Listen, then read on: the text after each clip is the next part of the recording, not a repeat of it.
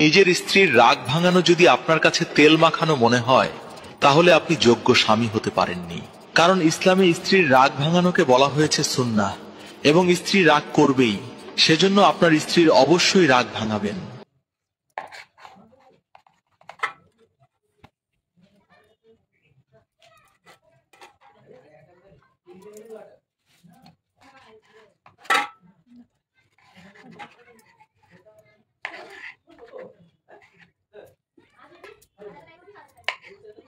Kadang dia muncul, sadar.